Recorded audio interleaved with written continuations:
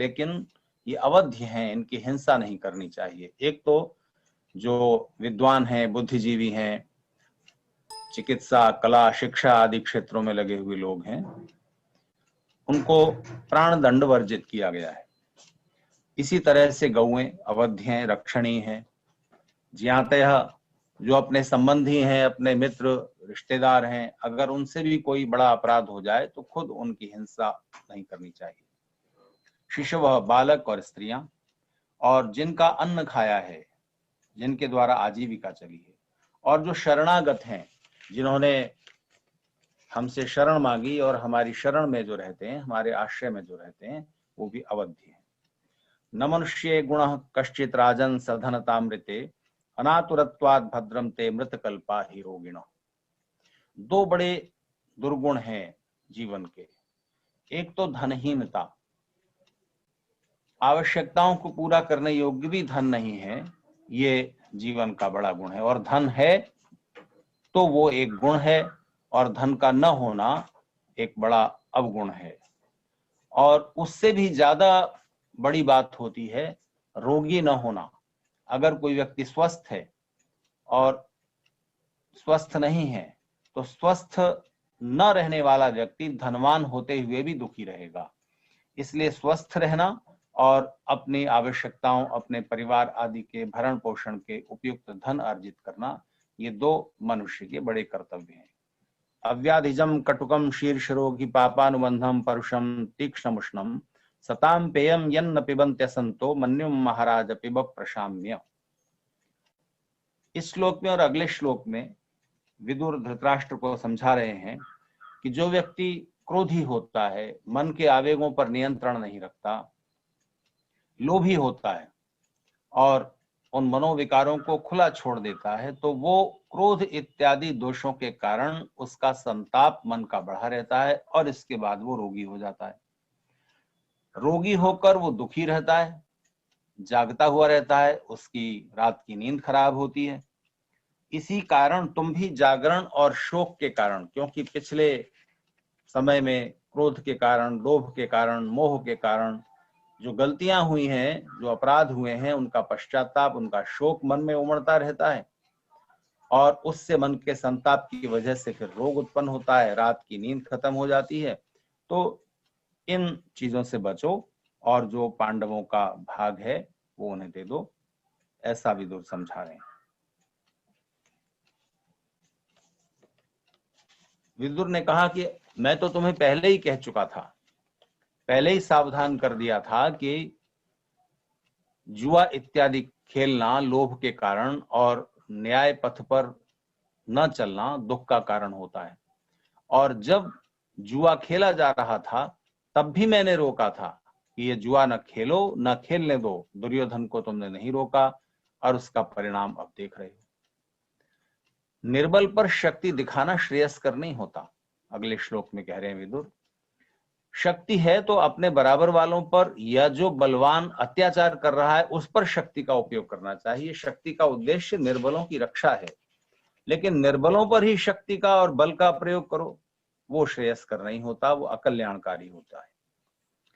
धर्म का सेवन पूरे बल से करना चाहिए, क्योंकि लोभ के कारण अधर्म की ओर मनुष्य का मन सरलता से झुक जाएगा, बल लगेगा धर्म पथ पर आरूढ़ रहने में। तो धर्म का सेवन पूरे बल से करना चाहिए।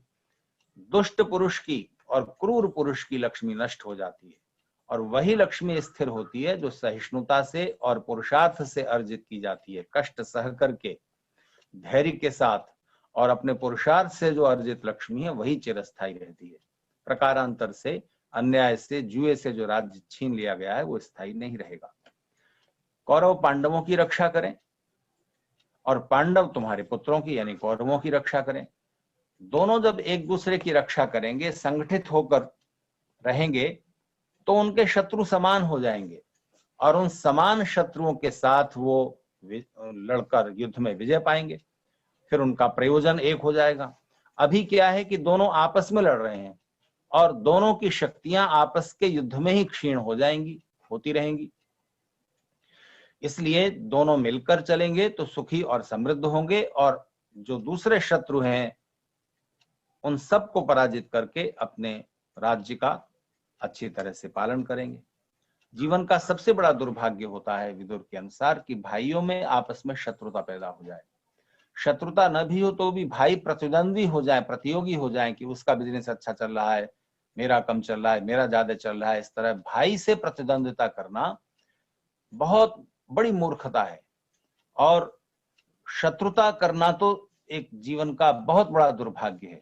लेकिन दोनों भाई अगर मित्रवत रहेंगे, मिलकर रहेंगे, कौरव और पांडव, या संसार में इस समय भी हम अपने भाइयों के साथ जैसे व्यवहार में सावधानी रखें, मिलकर रहेंगे तो सभी शत्रु जो है निर्बल रहेंगे और उनको मिलकर आप पराजित कर सकते हैं और अपनी संपदाओं का दुगना उपभोग कर सकते हैं। अगर अलग अलग भाई होते हैं, अलग होने में कोई बुराई नहीं है, बिजनेस अलग है, कर रहे हैं, अपना अपना पुरुषार्थ कर रहे हैं, अपनी इनकम, निवास भी अलग हो, कोई बात नहीं, लेकिन मन में दूरियां अगर हैं तो वो एक दूसरे के शत्रुवत व्यवहार करते हैं और एक दूसरे की संपदा समय आने पर परस्पर सहयोग में नहीं लगती। आज मेरी कार खराब हो गई है तो भाई की कार, उन्हें कहीं नहीं जाना है तो काम आ जाएगी, मेरी उनके काम आ जाएगी। इस तरह जो साधन हैं वो भी परस्पर एक दूसरे के सहयोग में आ जाते हैं। बच्चों को कहीं, आप दोनों को कहीं जाना है, बच्चों भी एक दो दिन के लिए बाहर जा रहे हैं, किसके भरोसे छोड़कर जा सकते हैं?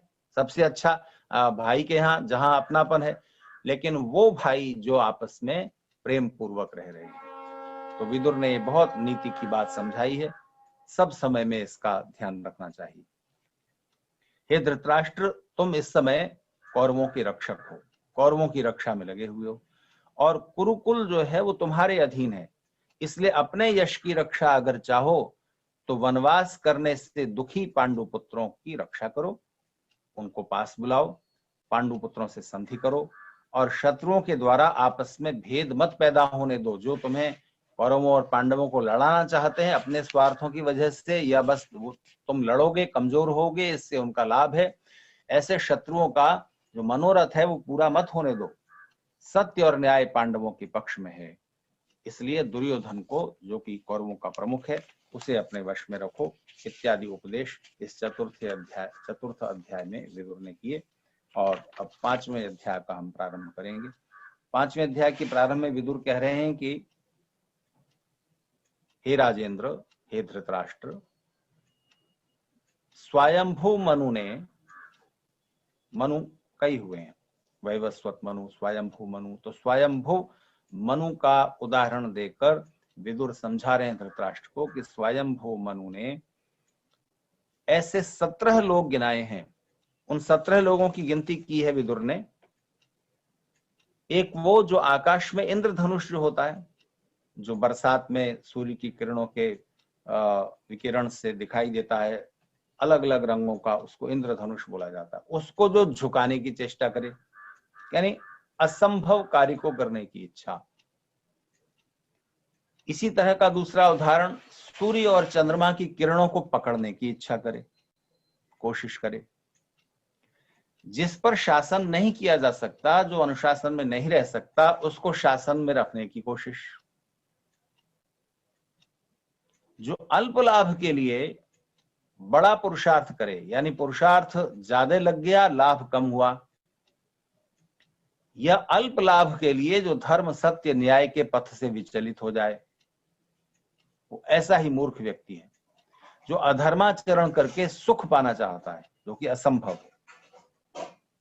धन, समृद्धि, राज्य, प्रसिद्धि इत्यादि जो सांसारिक सुख के साधन हैं, उनको अधर्म करके संग्रह किया जा सकता है, पर अधर्म करके सुखी नहीं हुआ जा सकता। दोनों बातें अलग अलग हैं। अधर्म से, पाप से धन संग्रह हो जाएगा, दूसरे का राज्य छीन लोगे, लेकिन उससे सुखी हो जाओगे ये नहीं होगा। संग्रह करने में भी पुरुषार्थ उतना ही लग जाता है। अधर्म का आचरण करने में पुरुषार्थ नहीं लगता, मेहनत नहीं लगती, ऐसा नहीं है। मेहनत उतनी ही लग जाती है, परिणाम दुख होता है। केवल वस्तुएं, जो भौतिक साधन हैं, वो संग्रहित हो जाते हैं, लेकिन वो सुख में बदलेंगे, यहां ईश्वर का बैरियर है, नहीं होगा। और आप कहीं भी तुलना करके देख लीजिए। इसलिए मन से इस शंका को निकाल देती हैं वो समृद्ध दिखाई देते हैं, उन्नति करते हुए दिखा देते हैं, ऊंचे पदों पर बैठे हुए दिखाई देते होंगे, ऊंचे पद पर बैठे हुए। पद छीना जा सकता है, राज्य छीना जा सकता है, अधिकार छीना जा सकता है, संपत्ति छीनी जा सकती है, लूटी जा सकती है। मेहनत उसमें भी उतनी लग जाएगी, उतनी मेहनत से तो आप सन्मार्ग से भी धन, लक्ष्मी, ऐश्वर्य सब कुछ प्राप्त होगा। लेकिन दूसरों को दुख पहुंचाकर अन्याय से जो भी अर्जित हुआ है वो अर्जित हो जाएगा, इकट्ठा हो जाएगा तुम्हारे पास, लेकिन उसे सुख में नहीं बदल सकोगे, उससे सुख नहीं उठाया जा सकता। जो ऐसा करता है वो आकाश को मुट्ठी से, मुक्के से मारने की, तोड़ने फोड़ने की कोशिश कर रहा है। दुष्टों और शत्रुओं का सेवन करना और मर्यादा से भी बाहर जाकर, यानी अगर दुष्ट व्यक्ति की कोई बहुत बहुत आवश्यकता पड़ गई, मर्यादा के अंदर, सीमा के अंदर कुछ सीमित उपयोग उसका कर लिया तो चलेगा, लेकिन उससे बाहर जाकर आप निरंतर दुष्टों से ही सहयोग, दुष्टों से ही मित्रता, उनकी ही संगति करते हैं और फिर सुख चाहते हैं, तो ये आकाश को मुक्के से मारने की तरह है। जिससे मांगना नहीं चाहिए उससे मांगना निरर्थक है, मिलेगा ही नहीं। उत्तम कुलोत्पन्न होकर के भी आपके माता पिता यशस्वी थे, आपके सभी परिचित मित्र रिश्तेदारों का जो समुदाय है वो सब अच्छे लोग हैं, और ऐसे समुदाय से जुड़े होकर, उत्तम कुल वाला होकर के भी आप न करने योग्य कार्य करते हैं तो ज्यादा निंदा के पात्र होंगे। तो वो इतनी ही बड़ी मूर्खता है। निर्बल होकर बलवान से वैर। अगर बलवान अत्याचारी है, देखिए यहां ऋषि दयानंद की बात जोड़िए, निर्बल धर्मात्मा से भी डरे और अन्यायी बलवान से भी न डरे, ये मनुष्य की परिभाषा की है ऋषि ने। और विदुर कह रहे हैं कि जो निर्बल होकर बलवान से वैर करता है, शत्रुता करता है, उसका विरोध करता है, वो मूर्ख है। दोनों बातों में विरोध दिखता है लेकिन विरोधी नहीं है। ऋषि कह रहे हैं कि बलवान, अन्यायी बलवान से भी न डरे, यानी डरकर उसका सम्मान, उसकी शरण लेना, उसकी जी हुजूरी करना नहीं, उससे दूर रहो, उससे युद्ध नहीं ठानो। विदुर कह रहे हैं कि निर्बल होकर बलवान से युद्ध नहीं ठानो। अगर ठानना है, अगर उसके अन्याय अत्याचार की समाप्ति आपके कर्तव्य में आती है, आप क्षत्रिय हैं, तो प्राणों के मूल्य पर भी उसका विरोध कीजिए, वो आपका दायित्व है और आपने वो अपने जीवन का व्रत चुना है। और यह भी आवश्यक नहीं है कि आप क्षत्रिय हैं, अन्याय का विरोध करना, अत्याचार की समाप्ति, अगर कोई बलवान अत्याचार कर रहा है तो उसका विरोध करना आपका दायित्व है। और आप जानते हैं कि अभी इसका विरोध करके या इससे युद्ध करके अभी जीता नहीं जा सकता, तो धैर्य रखें, तब धैर्य रखें और शक्ति संचय कर लें। नहीं तो आकाश में जैसे मुक्का मारा, कुछ हुआ नहीं, ऐसे ही उस बलवान से आप टकराएंगे। आप दीवार हटाना चाहते हैं, कोई तो अपना सिर मारेंगे, क्या उसमें हाथ मारेंगे, उससे तो टूटेगी नहीं ना। तो साधन इकट्ठे कर लीजिए, हथौड़ा ले लीजिए, और जो साधन है जिनसे दीवार तोड़ी जा सकती है वो साधन इकट्ठे कीजिए। और अकेले क्या तोड़ेंगे, दो तीन लोगों को और साथ ले। तो यहाँ पर इन दोनों बातों की इस प्रकार से संगति समझनी चाहिए। निर्बल होकर बलवान से वैर न करें, श्रद्धा न रखने वाले को उपदेश नहीं करना। जो उपदेश सुनना नहीं चाहता, जो सही सलाह सुनना नहीं चाहता, मानना नहीं चाहता, उसको क्यों देना, वो निरर्थक चली जाएगी। लेकिन फिर विदुर ही एक जगह कह आए हैं कि जिसका हित चाहे उसके पूछे बिना भी उसे सलाह दे, वो अलग बात है। वो पूछ नहीं रहा है, पर आप जानते हैं कि जो वो करने जा रहा है उसका परिणाम ठीक नहीं है, पर वो आप पर श्रद्धा रखता है, आपको आदर दे, तो उसके न पूछे जाने पर भी उसे उपदेश दें, उसे सही सलाह दे दें। एक और बात ध्यान रखने की है कि हर व्यक्ति हर समय श्रद्धावान नहीं होता। आप लोग सुन रहे हैं विदुर के उपदेश मेरे माध्यम से, लेकिन अपने ग्रैंड सन को पकड़ के बिठाइए जबरदस्ती की, सुन विदुर नीति सुन, तो आप इस तरह बिठाएंगे जबरदस्ती करके, वो अभी कुछ और कर रहा है तो उसकी रिसेप्टिविटी खत्म, वो चीजें रिसीव ही नहीं करेगा। शायद आपका आदर करते हुए या आपकी बात मानकर बैठ जाए सुनने के लिए, पर अंदर प्रवेश नहीं करेगी बात। इसलिए श्रद्धावान को, जो अश्रद्धावान है, जो अभी श्रद्धा नहीं रख रहा, उसे उपदेश न करे। लेकिन एक दूसरी चीज तो साथ जुड़ती है कि उसकी श्रद्धा उत्पन्न तो की जाए पहले, सुनने के मूड में हो, या जिस तरह से वो सुन सकेगा, जिस ढंग से कहने से वो बात स्वीकार कर लेगा, या जब मौका आएगा तब कहने से बात सुनी जाएगी और समझी जाएगी। उस प्रसंग का, उस समय का, या उस रिसेप्टिविटी बनने का थोड़ा धैर्य से इंतजार कर लेना चाहिए। थोड़ी प्रति तरह के अलग अलग उपायों से उसकी जो रिसेप्टिविटी है वो जगाई जा सकती है, नई पीढ़ी की भी और किसी भी ऐसे व्यक्ति की जो अभी सुनना नहीं चाहता। थोड़ा धैर्य रखें, बाद में सुनेगा, समय आने पर सुनेगा और प्रकारांतर से सुनेगा, उसका तरीका ढूंढना पड़ता है। कामना न करने योग्य वस्तु की कामना करना, अकाम्य की कामना, जिसकी कामना नहीं करनी चाहिए, या जो आपके सामर्थ्य से बाहर है, ऐसी चीजों की कामना करने वाला मूर्ख है। श्वशुर होकर पुत्र वधू से मजाक करना, ये बात और संबंधों में भी ठीक बैठती है कि आप बड़े हैं तो छोटों से उस तरह का मजाक न करें कि आपका आदर कम हो जाए, तो ऐसा करना मूर्खता है। वो व्यक्ति मूर्ख है जो पत्नी पर या पत्नी के परिवार पर अपनी आजीविका के लिए आश्रित हो गया। अब जरा सोचिए कि अगर पत्नी के भाई नहीं है और ससुर का अच्छा खासा चलता बिजनेस है, और इस युवक के परिवार में कई भाई हैं और इनके परिवार में जो बिजनेस आदि है वो सबने संभाल लिया ठीक से, तो ये अगर पत्नी के यानी अपने ससुर के बिजनेस को संभाल लेता है तो ये आश्रित नहीं माना जाएगा। आश्रित का मतलब हुआ बिना कुछ किए प्राप्त करना, बस उसकी ही कमाई पर या उसके धन पर ही आश्रित हो जाना। संभाल लेना अलग बात है, उसमें तो पुरुषार्थ लग रहा है ना, तो वो तो अपने पुरुषार्थ पर आश्रित है। तो अपने पुरुषार्थ पर, अपने परिश्रम पर आश्रित न होकर दूसरों पर आश्रित होना भी निंदनीय है, और पत्नी या उसके परिवार पर आश्रित होना और भी अधिक। दूसरे की भूमि में बीज बोना, वो फसल तुम्हारी तो नहीं होगी, इसलिए वो भी मूर्खता है। स्त्रियों के साथ मर्यादा विरुद्ध आचरण करना, यह भी मूर्खता है। किसी से धन लिया, कोई चीज ली, धन ले लिया और फिर बाद में मांगने पर मुझे तो याद नहीं है, ऐसा कह देना। ऐसा कह देने वाला व्यक्ति यानी किसी भी तरह का बेईमान अपने को चतुर समझता है, लेकिन सिद्ध होता है मूर्ख। साधारण सी बात समझ लीजिए कि जो धन लेकर दूसरों से और फिर कहता है मुझे तो याद नहीं मैंने कब लिए, या मैं नहीं दे सकता, या मैं नहीं दूंगा, टालता है, कुछ भी करता है और देने की इच्छा ही नहीं करता, उसको फिर दोबारा सहयोग नहीं मिलेगा। क्योंकि जिसके साथ ऐसा गलत व्यवहार उसने किया है वो चुप नहीं बैठेगा, वो कईयों से कहेगा, अपने मित्रों, परिचितों, रिश्तेदारों जो भी हैं, और इसके सहयोगी, इसको समय पर आर्थिक सहयोग करने वाले लोगों की संख्या निरंतर कम होती चली जाएगी। अंततः मूर्ख सिद्ध होगा। अभी तात्कालिक रूप से इसने किसी के कुछ रुपए मार लिए, ये समझता है कि मैं बड़ा चतुर हूं, होता है मूर्ख। जो देने का वचन देकर मांगने पर देता तो नहीं है लेकिन आत्म प्रशंसा करता है। कहीं सभा में गए, किसी परोपकारी समाज सेवी कार्य के लिए धन मांगा जा रहा था, अपील की जा रही थी, वहां इन्होंने वचन दे दिया 1 लाख रुपए दूंगा, फिर दिया तो नहीं, वचन पूरा नहीं किया, लेकिन आत्म प्रशंसा करते हैं मैंने वहां 1 लाख रुपए। इस तरह अपनी तारीफ खुद करना, अपनी तारीफ, अपनी प्रशंसा स्वयं करने वाला व्यक्ति वैसे भी निंदनीय है। जो असत जन को श्रेष्ठ बताता है, दुष्ट लोगों की प्रशंसा करता है और झूठ को सत्य बताता है, ऐसे आचरण छोड़ देने चाहिए।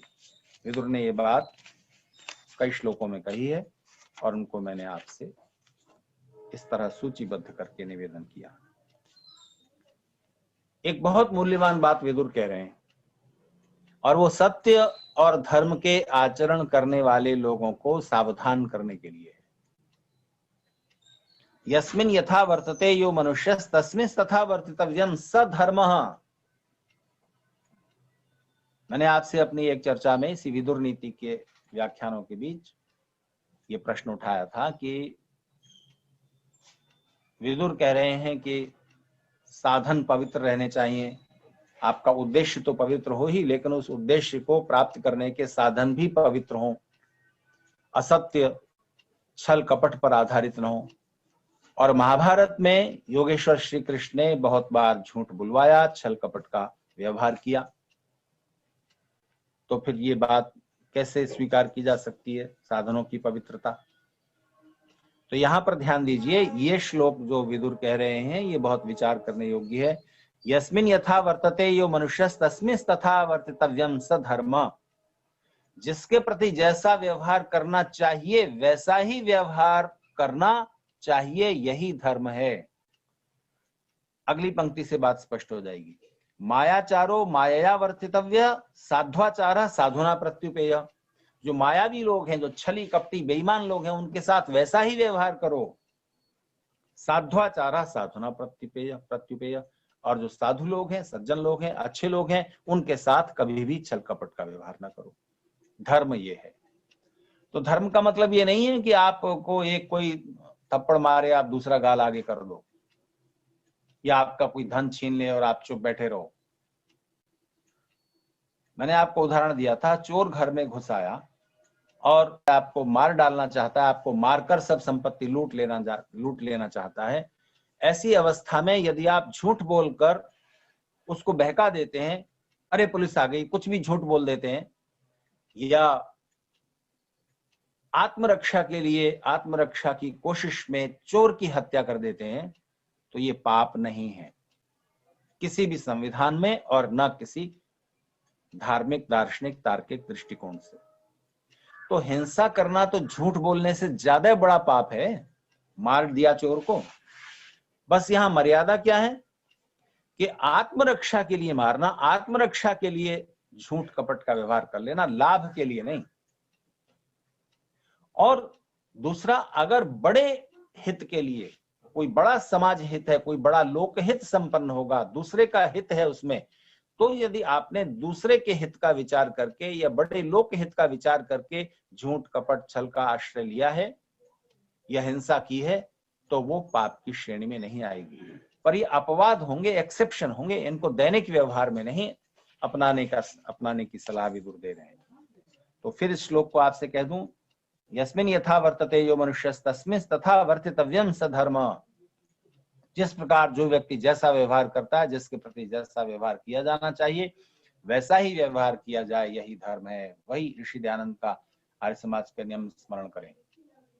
सबसे प्रीतिपूर्वक, धर्मानुसार, किंतु यथा योग्य व्यवहार करना। जरा रूपम हरति धैर्यमाशा, मृत्यु प्राणान धर्मचर्या मसूया, कामो ह्रियम वृत्तमनार्य सेवा, क्रोध श्रियम सर्वमेवाभिमान। ये बात प्रकारांतर से पहले भी कही जा चुकी है। वृद्धावस्था रूप को नष्ट कर देती है, त्वचा पर झुर्रियां पड़ जाती हैं, शरीर निर्बल हो जाता है, उतना सुंदर नहीं रहता जितना युवावस्था में था। लेकिन वृद्धावस्था में दूसरे प्रकार का सौंदर्य उपज आता है, अनुभव का, ज्ञान का, और दूसरे प्रकार की जो आभा है वो मनुष्य के व्यक्तित्व में झलकती है, अगर उसने अपने जीवन को ठीक से बिताया है। वृद्धावस्था रूप को नष्ट करती है, आशा धैर्य का नाश करती है, मृत्यु जीवन का नाश कर देती है, निंदा, गुणों में दोषारोपण, जहां स्तुति की जानी चाहिए अच्छे गुणों को भी निंदनीय रूप में प्रस्तुत करना, ऐसा व्यवहार धर्माचरण को नष्ट कर देता है। कामुकता लज्जा को नष्ट कर देती है। दुष्टों का संग, दुष्टों की सेवा, दुष्टों की संगति सदाचार का नाश कर देती है। क्रोध संपदाओं का नाश कर देता है, और अभिमान सब चीजों का नाश कर देता है, सब गुणों का नाश कर देता है। धृतराष्ट्र ने कहा, शतायुरुक्तः पुरुषः सर्ववेदेषु वै यदा नाप्नोत्यथ च तत् सर्वमायुः केनेह हेतुना। जब वेदों में और आयुर्वेद में ये कहा गया है कि मनुष्य शतायु होता है, 100 वर्ष उसकी आयु होनी चाहिए, तो फिर वो क्या कारण है कि सब लोग पूर्ण आयु को प्राप्त नहीं कर पाते? तो विदुर ने उसका उत्तर दिया है, 6 कारण है। अतिमानोतिवादश्च तथा त्याशो नराधिपः, क्रोधश्चात्मविधित्सा च मित्रद्रोहश्च तानि षट्। ये 6 कारण है जिनसे आयु कम हो जाएगी। एक है अति अभिमान, दूसरा है बहुत बोलना, बड़बोला होना, तीसरा है अत्याशा, बहुत ज्यादा खाना, जितनी शरीर की आवश्यकता उससे ज्यादा खाना, खाते रहना, पचाना नहीं, व्यायाम परिश्रम आदि न करना। क्रोध और आत्मविधित्सा। आत्मविधित्सा का मतलब होता है आत्म केंद्रित होना, बस अपने ही सुख का प्रयास करना, अपने ही सुख की चिंता करना, स्वार्थ केंद्रित होना, दूसरों के सुख का कोई विचार न करना, ऐसा व्यवहार जो करता है। और मित्र द्रोह, मित्रों के साथ गलत आचरण, मित्रों के साथ अधर्माचरण, मित्रों के साथ द्रोह, ये 6 कारण हैं जिनसे आयु कम हो जाती है। कैसे कम होती है, इसके लिए थोड़ा विस्तृत व्याख्या चाहिए। हो सकता है आज की ही चर्चा में या कल परसों में इस पर चर्चा करना चाहूंगा, अभी इतना समझ लें। एत एवासे अस्तीक्ष्णा कृतं त्यायुंषि देहिनाम एतानि मानवान घंति न मृत्युर्भद्रमस्तुते। विदुर कह रहे हैं, तीक्ष्ण तलवारों की तरह ये 6 कारण आयु को काट देते हैं। मृत्यु कोई ऐसी चीज नहीं है कि आकर के मार देगी, मृत्यु का कुछ निमित्त होगा जिस वजह से आयु कम हो जाएगी। तो हे राजन, इन सब कारणों को बताते हुए धृतराष्ट्र के प्रति जो मुख्य कारण है वो है अभिमान, उसको छोड़ने के लिए विदुर आग्रह कर रहे हैं। यहाँ कुछ श्लोकों में अब आगे विदुर ने ये चर्चा की है कि ये लोग घोर पापी होते हैं जो अपने विश्वासी व्यक्ति जो है, जो अपने विश्वस्त हैं, अपने आदरणीय हैं, उनकी स्त्रियों के साथ भी अनैतिक संबंध बनाए। वैसे तो कहीं भी अनैतिक संबंध गलत है, पाप है, लेकिन वो तो बहुत ही नीच है जो अपने विश्वस्त और अपने संबंधी और अपने आदरणीय लोगों की स्त्रियों के साथ गलत व्यवहार करता है। और निर्बल स्त्रियों के साथ, जो निर्बल लोग हैं उनके स्त्रियों के साथ उनकी कमजोरी का लाभ उठा करके, अधिकार संपन्न होकर, शक्ति संपन्न होकर जो अपने अधीनस्थ लोगों की आजीविका छीनता है या उनका धन हरण करता है, जो अपने से बड़ों को आज्ञा देने की हिमाकत करता है, बदतमीजी करता है। अपने से बड़ों को आज्ञा नहीं दी जा सकती, निवेदन कर सकते हो आप किसी भी कार्य के लिए, वो भी उनकी गरिमा के अनुरूप कार्य होना चाहिए। और शरणागतों की जो हिंसा करता है, जो शरण में आया उसका भी धन छीन ले या उसका भी नुकसान कर दे या उसको मरने के लिए छोड़ दे, इनके साथ जो संबंध रखता है उसको भी प्रायश्चित करना चाहिए। प्रकारांतर से विदुर समझा रहे हैं धृतराष्ट्र को कि तुम दुर्योधन को नियंत्रण में नहीं रख रहे हो, और दुर्योधन के जो भी संगी साथी हैं वो सब दुष्ट स्वभाव के हैं, और उन्होंने पांडवों की जो वृत्ति है, अपने अधीनस्थ अपने प्रिय लोगों की वृत्ति, उनका राज्य छीना है। सुलभा पुरुषा राजन, बहुत मूल्यवान बात यहाँ विदुर कह रहे हैं। सुलभा पुरुषा राजन सततम प्रियवादिन अप्रियस्य तु पथ्यस्य वक्ता श्रोता च दुर्लभ। हे राजन, ऐसे लोग तो आराम से मिल जाएंगे, सुलभ होंगे, जो निरंतर आपका प्रिय बोलेंगे, आपको जो अच्छा लगता है, आपकी प्रशंसा करेंगे, आपको अच्छी लगने वाली बातें कहेंगे, प्रियवादिता करते रहेंगे, चापलूसी करते रहेंगे। लेकिन अप्रिय लेकिन हितकारी, ऐसी बात को कहने वाला मुश्किल से मिलेगा। आपको अच्छी ना लग रही हो बातें, लेकिन हितकारी हैं। अप्रिय लेकिन हितकारी बात कहने वाला व्यक्ति दुर्लभ होता है। दूसरे का हित विचार करके, चाहे उसे बुरा लगेगा फिर भी कहे। तो अप्रिय सत्य पथ्यस्य वक्ता, अप्रिय लेकिन हितकारी बात का कहने वाला दुर्लभ होता है, और श्रोता और भी दुर्लभ होता है। कहने वाला भले ही मिल जाए, लेकिन सुनने वाला बहुत मुश्किल से होता है। लोग अपने को प्रिय न लगने वाली लेकिन हितकारी बात को भी सुनना पसंद नहीं करते। यो ही धर्मम समाश्रित्य हित्वा भर्तु प्रिया प्रिय अप्रियाण्यः पथ्यानि तेन राजा सहायवान। जो राजा के प्रिय अप्रिय लगने की चिंता छोड़ देता है और प्रिय भले न लगे लेकिन हितकारी वचन कहता है, ऐसे ही पुरुषों से राजा मित्रवान होता है। बाकी तो चापलूसी करने वाले मित्र नहीं है, वो तो अमित्र हैं, शत्रु ही हैं।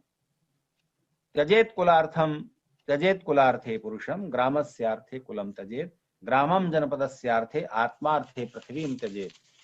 इस श्लोक में भी बहुत मूल्यवान बात विदुर ने कही है, और यह श्लोक भी विद्वानों के बीच प्रसिद्ध है।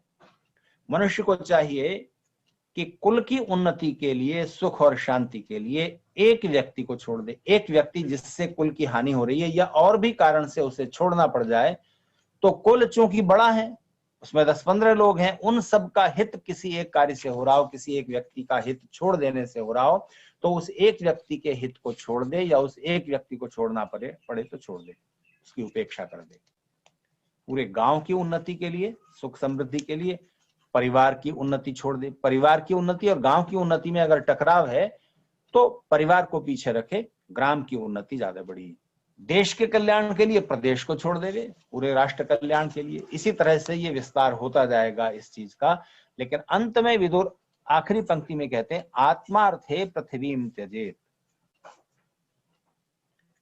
इसका अर्थ कुछ लोग ये करने लगते हैं कि आत्मार्थ यानी अपने लिए, अपने स्वार्थ के लिए पृथ्वी भी छोड़नी पड़े छोड़ लो, यानी राज्य छोड़ना पड़े, अपने राष्ट्र के प्रति विद्रोह करना पड़े, अपने हित के लिए नहीं। ये बात नहीं है। इसका सीधा सा अर्थ निकालिए कि आत्मार्थे, सब आत्माओं के कल्याण के लिए, यह भी अर्थ निकल सकता है, और आत्म कल्याण के लिए। तो कल्याण अलग बात है, सुख अलग बात है। ध्यान दीजिए, किसी के भी आत्मिक कल्याण में और किसी गांव, जनपद, राष्ट्र, राज्य के कल्याण में कभी विरोध नहीं होता है। भौतिक सुखों के साधनों के प्राप्त करने के लालच में और राष्ट्र के कल्याण में विरोध होगा, हमेशा, जब भी होगा। तो भौतिक सुखों के साधन प्राप्त करने में ही प्रलोभन आता है। आत्म कल्याण में प्रलोभन या इस तरह के टकराव की गुंजाइश नहीं है, वहां ऐसी परिस्थिति नहीं आएगी। आगे के श्लोक में एक बात विदुर ने कही है, न नवम मंत्रगतस्य गच्छेत् संशिष्ट मंत्रस्य कुसंगतस्य न च ब्रूयान् नाश्वसिमीति नाश्वसिमि त्वइति सकारणं व्यपदेशं तु कुर्यात्। बहुत मंत्रियों से जो विचार करके जो मंत्र निश्चित हो गया, ऐसे मंत्र को बुरी संगति में और जो न दबे और न विश्वास करे, ऐसी स्थिति में उसको फंसना नहीं देना चाहिए। यानी आप, कोई राजा, ऐश्वर्यशाली व्यक्ति ऐसी स्थिति में फंस जाए जहां लोग मंत्रणा कर रहे हैं, विचार कर रहे हैं, और वो विचार राज्य के विरुद्ध है, हितकारी नहीं है, तो वहां ना तो दबे, यानी उनके आग्रह से उसका समर्थन न करे, और विरोध भी ना करे, क्योंकि वहां अकेले हो। इसलिए वहां कुछ भी बहाना करके किसी भी उपाय से चले आओ।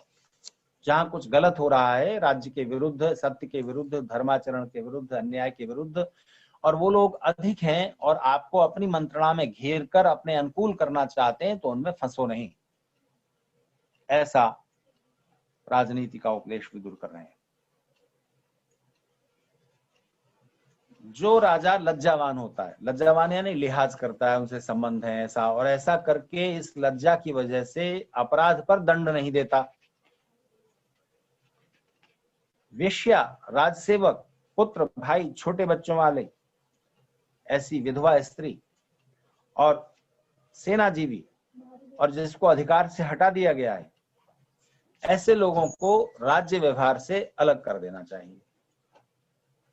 यानी इनको अगर राज्य व्यवस्था में आप जोड़ेंगे तो उसके नुकसान उठाने पड़ेंगे। ऐसा राजा राज्य व्यवस्था ठीक से नहीं चला सकता जो कि लज्जावान है, दंड देने में संकोच करता है, किसी लिहाज की या और किसी उपकार की वजह से या दया की वजह से।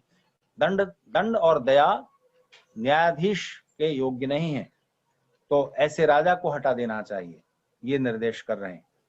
और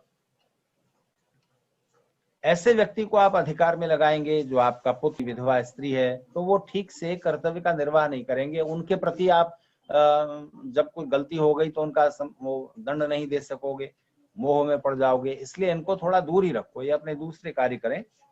और जो सेनाजीवी है, सेनाजीवी मतलब सेना के लिए, राष्ट्र के लिए लड़ता है, इसलिए सैनिक है, लेकिन वो अपने लड़ने के अधिकार को, लड़ने की कला को अपना एक ऐसा गुण मानता है जिसको मैं कहीं भी बेच सकता हूं। तो ऐसा व्यक्ति दूसरे शत्रु की सेना से अगर ज्यादा मूल्य मिल रहा होगा, ज्यादा वेतन मिलने लग जाएगा दूसरे शत्रु राजा से, तो उसमें जाकर मिल जाएगा। तो ऐसे को उपयोग लो, लेकिन उससे अधिकार संपन्न न करो जो धन के लालच में कहीं दूसरी तरफ जा सके। ऐसा व्यक्ति सेनाजीवी। और जिसको कभी आपने अधिकार से हटाया, अब वापस लेंगे, तो वो व्यक्ति अपने पुराने उसका बदला लेते हुए कुछ भी राष्ट्र के, राज्य के विरुद्ध आचरण कर सकता है। आगे के श्लोक पहले भी विदुर कह आए हैं, अष्ट गुणा पुरुषम दीपयन्ति प्रज्ञा च कौल्यम च श्रुतम दमश्च पराक्रमश्च बहुभाषिता च दानम यथाशक्ति कृतज्ञता च। 8 गुण किसी भी ऐश्वर्यशाली और उन्नति की कामना करने वाले व्यक्ति को अपने अंदर धारण करने चाहिए। एक तो बुद्धि, सत असत का, उचित अनुचित का विवेक करने वाली बुद्धि, अपने सहयोगियों, मित्रों, परिवार के लोगों को बढ़ाना, उसकी वृद्धि करना, क्योंकि वो काम आएंगे, सहयोग करेंगे, और अधिक सुनना, ज्ञान प्राप्त करना, जो भी काम करने जा रहे हो उसकी सारी सूचनाएं आपके पास होनी चाहिए। दमश्च, अपने को रोक पाना, अपने मन को रोक पाना, भावनाओं पर नियंत्रण रख पाना, भावनाओं के आवेग में निर्णय न करना इत्यादि। पराक्रम, जब पुरुषार्थ करना है, वीरता दिखानी है, शूरता दिखानी है, शौर्य का आचरण करना है, तब वैसा कर सकना। अबहुभाषिता स, अबहुभाषिता च, बहुत बड़बोला ना होना, अपनी बातों को, गोपनीय बातों को खोल देना, कह देना, या बड़ी बड़ी डींगे हाँकना, ऐसा नहीं करना चाहिए। दान, जो आपका कर रहे हैं उनको कुछ दीजिए, सहयोग कीजिए, सहयोग दीजिए तो सहयोग मिलेगा। यथाशक्ति कृतज्ञता से, जिन्होंने आपका सहयोग किया है उनके प्रति कृतज्ञता का भाव रखना चाहिए। गुणादश स्नानशीलम भजन्ते बलम रूपम स्वरवर्ण प्रशुद्धि स्पर्शश्च गंधश्च विशुद्धता च श्री सौकुमार्यम प्रवराश्च नार्यः। इस श्लोक में विदुर स्वच्छता की महिमा गा रहे हैं, स्वच्छता की महिमा कह रहे हैं। जो व्यक्ति अपने को स्वच्छ रखता है, अपने वस्त्रों को, अपने आसपास के स्थान को, अपने शरीर को, और सबसे बड़ी स्वच्छता तो अपने व्यवहार की है, सब तरफ व्यक्ति को स्वच्छता का ध्यान रखना चाहिए, उसको इतनी चीजें प्राप्त होती हैं। और उसमें आप जोड़ सकते हैं पतंजलि का निर्देश, यम नियमों के बीच शौच नियमों में लिखा गया, शौच संतोष तप स्वाध्याय ईश्वर प्रणिधान, शौच यानी स्वच्छता रखना। गुणाश्च षण्मित भुक्तम भजन्ते आरोग्यमायुष्य बलम सुखम च अनाविलम चास्य भवत्यपत्यम न चैनमाद्यून्निति क्षिपन्ति। जो व्यक्ति मित भुक है, उचित मात्रा में जितना खाना चाहिए उतना खाता है, उसको ये 6 गुण प्राप्त होते हैं। आरोग्य, स्वास्थ्य, रोग रहित होना, स्वस्थ रहना, पूर्ण आयु, बल, सुख, उत्तम प्रजा, और लोग उसकी ज्यादा खाने वाला पेटू कहकर निंदा नहीं करते। इतने लाभ होते हैं। अकर्मशीलम च महाशनम च लोकद्विष्टम बहुमायम नृशंसम अदेश कालज्जमनिष्ट वेशम एतान गृहेण प्रतिवासयेत। ऐसे लोगों को आश्रय न दो जो आलसी हैं, अकर्मण्य हैं, अधिक खाने वाले हैं, लोक से निंदित हैं, धूर्तता का आचरण करते हैं, दुष्ट हैं, देश काल परिस्थिति को नहीं जानते और निंदित वेश रखते हैं। ऐसे लोगों को आश्रय न दो, उन्हें दूर कर दो। कदर्यमाक्रोशकम अश्रुतम च वनौकसम धूर्तममान्यमानिनम निष्ठुरिणम कृतवैरम कृतघ्नम एतान भृशार्तोषि न चातु याचेत। इतने लोगों से बहुत दुखी होते हुए भी, बहुत मुसीबत में, संकट में होते हुए भी, इतने लोगों से, इस तरह के लोगों से याचना नहीं करना।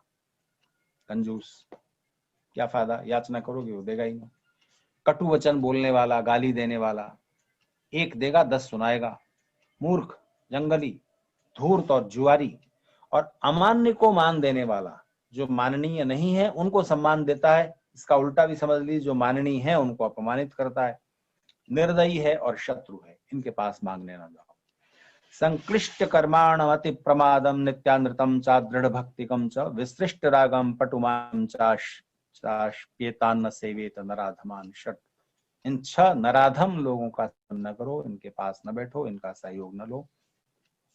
एक तो जो आतताई है, अत्याचारी है, अति प्रमादी है, बहुत आलसी, बहुत प्रमादी है, हमेशा झूठ बोलने वाला और दिखावा करने वाला, दिखावे की भक्ति दिखाने वाला, बड़ा हितकारी होने का, हित चिंतक होने का दिखावा करता है नहीं।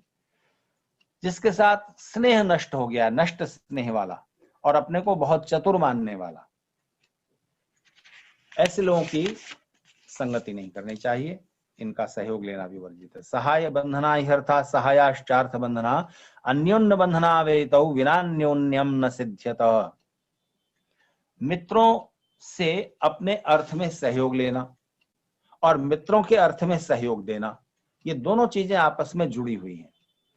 मित्रों के बांधने वाले, मित्र आपसे जुड़े रहें, इसका कारण होता है अर्थ। अर्थ का मतलब उनका जब अर्थ है, उनका जब प्रयोजन है, तब आप उनके काम आए तो वो आपके मित्र बने रहेंगे, और जब आपका अर्थ होगा तब आपके लिए वो मित्र काम आएंगे। इसलिए एक दूसरे के आश्रय से, एक दूसरे के सहयोग से ही मित्रता बढ़ती है, और मित्रों की सहायता के बिना, सहयोगियों की सहायता के बिना राज्य वृद्धि नहीं होती, श्री वृद्धि नहीं होती। उत्पाद्य पुत्रा नंदनाश्च कृत्वा वृत्तिम च तेभ्यो निविधाय कांचित स्थाने कुमारी प्रतिपाद्य सर्वा अरण्य संस्थोतम निर्भूषे। धृतराष्ट्र क्योंकि अब एक आयु हो गई है, पुत्र युवा हो गए, समझदार हो गए, तो विदुर समझा रहे हैं कि पुत्रों को अंदरणी करके, यानी उनको उचित कार्य में लगाकर उनका भरण पोषण का ठीक इंतजाम हो गया, व्यवस्था हो गई और बेटियों का विवाह हो गया, तब मनुष्य को निश्चिंत होकर अपने साधना इत्यादि समाज सेवा के कार्यों में लगना चाहिए। वन में चले जाना चाहिए, वानप्रस्थ ले लेना चाहिए। हितम यत् सर्वभूतानाम आत्मनश्च सुखावहम तत्कुर्यादीश्वरे यह तन्मूलम सर्वार्थ सिद्धये। सब सिद्धियों की प्राप्ति का ये मूल है कि जो काम सब प्राणियों के कल्याण का है, सबके लिए हितकारी है, वही काम अपने लिए भी सुख को प्राप्त कराने वाला होता है और उस अपने और सबके हित को साधक करने वाले, साधने वाले कर्म का आचरण करना चाहिए। और चूंकि बाद में ऐसे कार्य ही पुण्य में बदलते हैं और उनका फल परमात्मा की ओर से भी प्राप्त होता है। धर्म अर्थ काम मोक्ष इन चारों पुरुषार्थों की सिद्धि ऐसे कार्यों से होती है। वृद्धि प्रभावस्तेजश्च सत्त्वमुत्थानमेव च व्यवसायश्च यस्य स्यात् तस्या वृत्ति भयं कुतः। ऐसे व्यक्ति को अपनी आजीविका कैसे चलेगी, काम कैसे चलेगा, आगे क्या होगा इत्यादि भविष्य की चिंता नहीं करनी चाहिए। जिसके पास ये गुण है, जो प्रगतिशील है, जो वृद्धि करना चाहता है और जिसके पास सहायक हैं, सहायता करने वाले लोग हैं, पहले से ही धन पर्याप्त है, प्रभाव है, अपने व्यक्तित्व से, अपने व्यवहार से, अपनी विद्या से जो प्रभाव छोड़ सकता है, तेजस्विता है, सत्व है, अच्छा आचरण है, धर्मादि के प्रति रुचि है और सत्व का अर्थ बल भी होता है। सात्विक वृत्ति भी उत्थान, उद्यम करने के लिए, जो उन्नति करने के लिए और पुरुषार्थ करने के लिए हमेशा उत्सुक है और जिसका निश्चय दृढ़ रहता है, जो अपने कार्यों को करता है, और ऐसे व्यक्ति को निर्वाह साधन के न होने का भय नहीं होता कि आगे क्या होगा। पश्य दोषान पांडवैर विग्रहित्वम यत्र व्यथेयुरपि देवा सशक्राः पुत्रैर्वैरम नित्यमुद्विग्न वासो एष प्रणाशो दुष्यताम च हर्ष। धृतराष्ट्र को संबोधित करते हुए विदुर कह रहे हैं, पांडवों के साथ जो युद्ध अगर होगा, उनसे जो कलह बनी रहेगी, द्वेष बना रहेगा, उसमें बहुत से दोष हैं। क्योंकि पांडव जो हैं युद्ध में पराजित नहीं हो सकते, वो बहुत बलवान हैं, वो बड़े से बड़े बलशाली शत्रु को पराजित करने में समर्थ हैं। और पुत्रों के साथ, वो भी आपके ही पुत्र हैं, सब भाइयों में आपस में कलह होगा तो अत्यंत यश का नाश करने वाला, मानसिक संताप को बढ़ाने वाला और आपके जो शत्रु हैं उनको प्रसन्न करने वाला है अगर ये कौरव पांडव भाई आपस में लड़ेंगे तो। और भीष्म, द्रोण, युधिष्ठिर और धृतराष्ट्र, आप इनमें से किसी का भी क्रोध अगर बढ़ जाए तो वो बढ़ा हुआ क्रोध इस संसार को ऐसे ही नष्ट कर सकता है जैसे कि कोई धूमकेतु पृथ्वी से टकरा जाए तो पृथ्वी नष्ट हो जाए।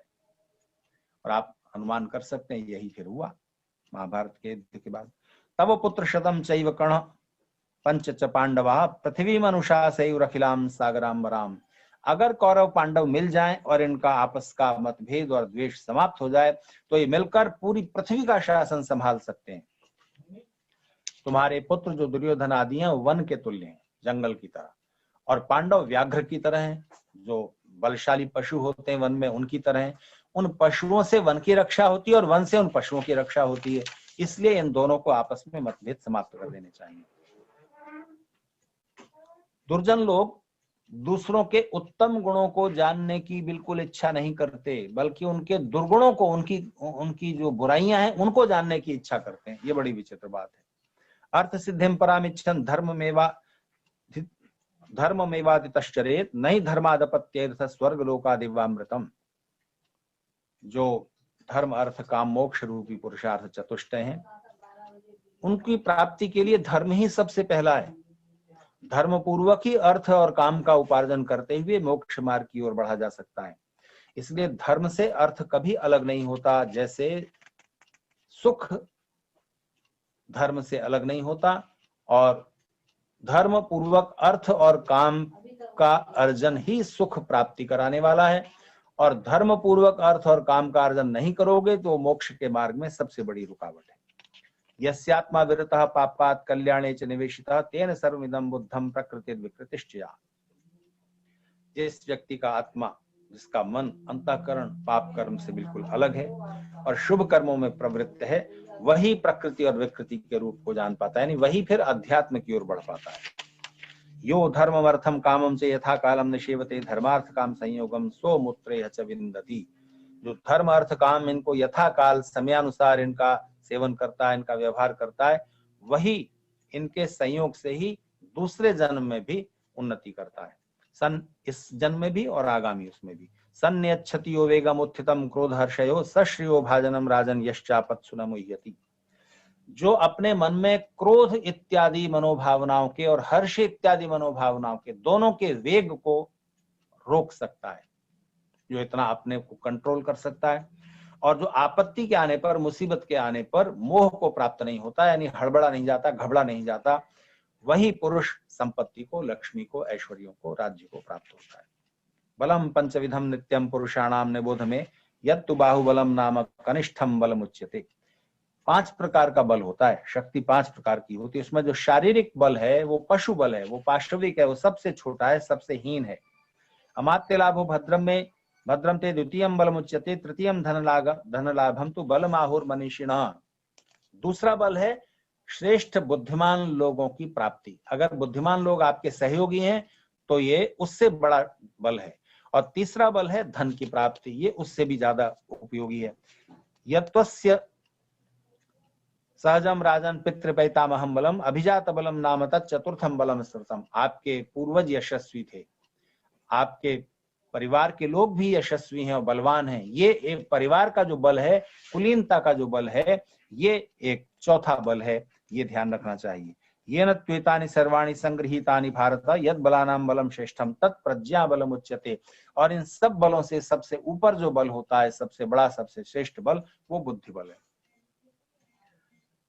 महते योपकाराय नरस्य प्रभवेन नरः तेन वैरम समासज्य दूरस्थोस्मीति नाश्वसेत्। जो पुरुष आपका अपकार करने के लिए समर्थ हो, बड़ी हानि कर दे, अपकार कर भी दिया हो, उससे फिर वैर उत्पन्न हो गया तो उससे सावधान रहना। कहीं दूर भी रह रहे हो तो ऐसा मत सोचो कि वो आपका कुछ बिगाड़ नहीं सकता। स्त्रीषु राजसु सर्पेषु स्वाध्याय प्रभु शत्रुषु भोगेश्वायु विश्वासम कह प्राज्यम कर्तुमर्हति। इन लोगों पर ये चंचल होते हैं, इसलिए इनको हमेशा कोई अपने वश में रख पाए अत्यंत कठिन होता है। स्वाध्याय यानी आप कितना भी स्वाध्याय करते रहें, समय पर कोई बात कभी याद नहीं भी आती। विद्या को स्थिर रखना बहुत कठिन है, चंचल है। अर्जित करने में, विद्या को प्राप्त करने में, किसी चीज को समझने, याद करने में बहुत परिश्रम लगता है, भूल जाने में कुछ नहीं लगता। स्वामी को प्रसन्न रखना अत्यंत कठिन है। शत्रुओं पर विजय पाना, भोग और आयु के विषय में कौन विश्वास कर सकता है, कब कौन सा भोग नष्ट हो जाए, आयु कब नष्ट हो जाए, कुछ पता है ना? कुछ नहीं पता। इसीलिए इन जो चंचल चीजें हैं, इनको सावधानी से इनकी रक्षा करनी चाहिए। प्रज्ञा शरीणाभितस्तस्य जंतोष चिकित्सका सन्ति न च औषधानि न होम मंत्रा न च मंगलानि नाथर्वणा नाप्यगदा सुसिद्धा। अगर कोई व्यक्ति बुद्धि रूपी बाण से कहीं कुछ, किसी का, किसी राज्य का, किसी व्यक्ति का, किसी समुदाय का नाश करना चाहे, तो उस बुद्धि बल से नष्ट हुए व्यक्ति की रक्षा न कोई बड़े से बड़ा चिकित्सक कर सकता है, न कोई वैद्य कर सकता है, न कोई यज्ञ से उसका प्रतिकार हो सकता है, न किसी स्वस्ति वासन से, न आशीर्वाद से। बुद्धि बल इतना बड़ा है, इसलिए उसका सदुपयोग करना चाहिए, दुष्टों के नाश में करना चाहिए।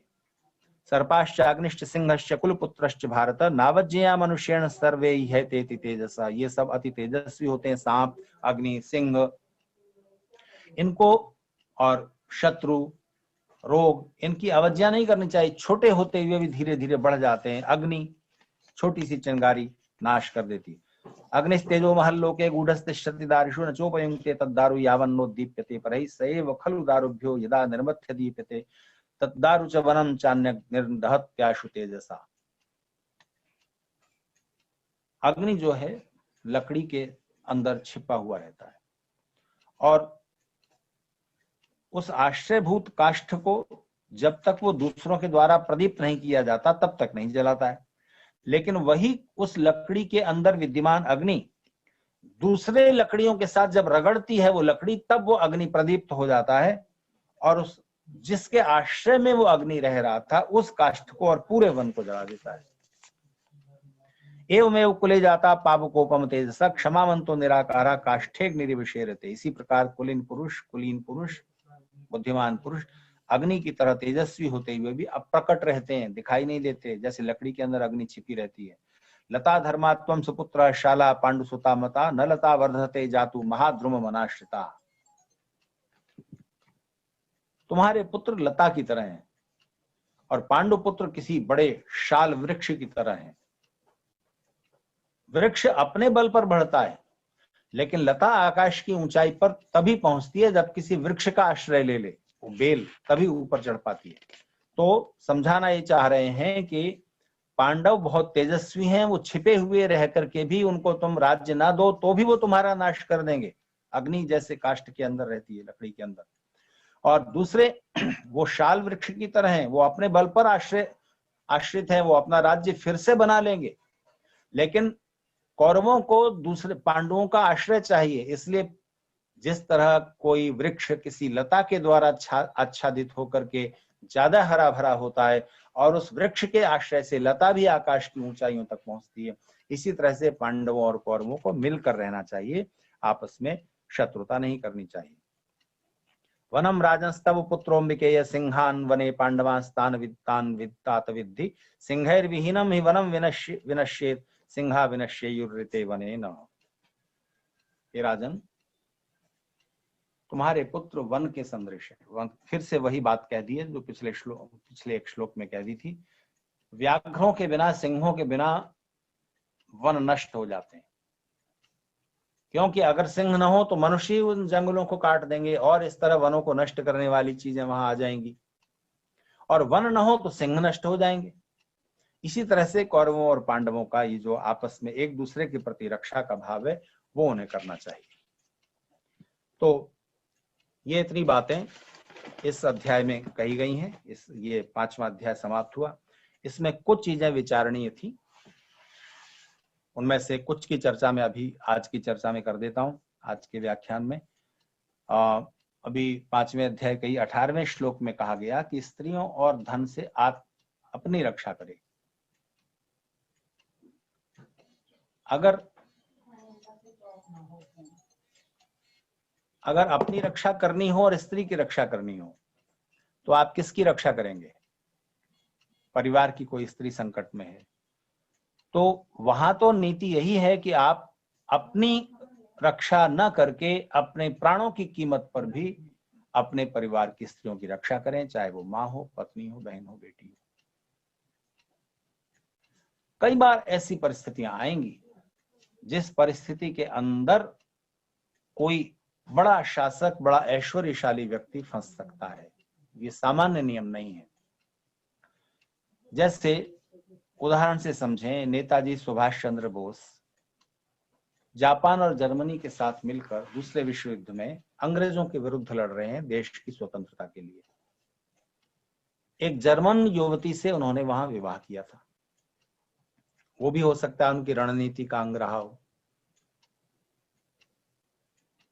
मुझे बताइए, कभी ऐसी परिस्थिति अपने को सुभाष चंद्र बोस की स्थिति में रखकर देखिए और आप ये इसका समाधान पा जाएंगे।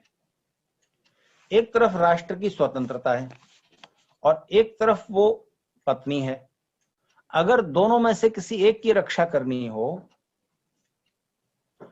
अगर सुभाष चंद्र बोस उनकी रक्षा करते हुए मर जाते हैं और राष्ट्र की रक्षा का, राष्ट्र की स्वतंत्रता का जो महायज्ञ है वो रुक जाता है, उसमें विघ्न पड़ जाता है, तो एक श्लोक में जो पहले कह दिया गया है उसको इसके साथ जोड़कर बात स्पष्ट होती है कि जिसका हित जितना बड़ा है, जो हित जितना बड़ा है, उसमें छोटे हित का विलय हो जाएगा। तो अगर एक तरफ स्त्री है और एक तरफ वो व्यक्ति स्वयं है जिसके ऊपर पूरे राष्ट्र की स्वतंत्रता या उन्नति या उसकी रक्षा टिकी हुई है, तो उसे पत्नी की, माता की या कोई भी रिश्ते में कोई स्त्री है उसकी चिंता न करके अपनी रक्षा उस स्थिति में करनी होगी। और अगर राष्ट्र की रक्षा के लिए खुद के भी प्राण देने पड़े तो खुद के भी प्राण दे दीजिए। तो ये इस तरह का उत्तरोत्तर क्रम है, इसमें कोई इस तरह का व्यतिक्रम नहीं समझना चाहिए। सामान्य स्थिति में तो आप अपने प्राण देने पड़े, लेकिन सम्मान का प्रश्न है और स्त्रियां निर्बल हैं, उनकी रक्षा के लिए आपको सन्नद्ध होना ही चाहिए, होना ही होगा। तो विदुर की बात का गलत अर्थ ना निकालें। 5वें अध्याय के ही 7वें श्लोक में विदुर ये कह चुके हैं कि मायावी लोगों के साथ वैसा ही आचरण करो, धूर्तों के साथ धूर्तता का आचरण करो, उनके साथ सदाशयता और सच्चाई का और ईमानदारी का व्यवहार करना मूर्खता है। व्रजन्ति ते मूढ़धिया पराभवम भवन्ति मायाविषु ये न मायिनः। मायावी लोगों के साथ मायावी जैसा ही व्यवहार करना चाहिए, क्योंकि वैसे ही शस्त्र उन्होंने लिए हुए, तो उसी तरह से उनको उत्तर देना धर्म है। तो इतनी बातें जीवन में काम आने वाली, जो भी प्रगतिकामी और ऐश्वर्यशाली लोग हैं जिनको अपने ऐश्वर्य की रक्षा करनी है, विदुर ने इस अध्याय में समझाई है। आने वाले अध्यायों पर आगे के व्याख्यानों में चर्चा करेंगे। धन्यवाद। आर्य जगत के वैदिक विद्वान डॉक्टर वागीश आचार्य जी ने जीवन व्यवहार के दिव्य उपदेश पर प्रकाश डालते हुए सरल अर्थों में विवेचन किया। आचार्य जी की ओजस्वी वाणी है। आपका बहुत बहुत धन्यवाद। दिल्ली आर्य प्रतिनिधि सभा, आर्य केंद्रीय सभा तथा आर्य समाज मोतीनगर नई दिल्ली के सहयोग से यह कार्यक्रम आयोजित हो रहा है। सादर अभिनंदन।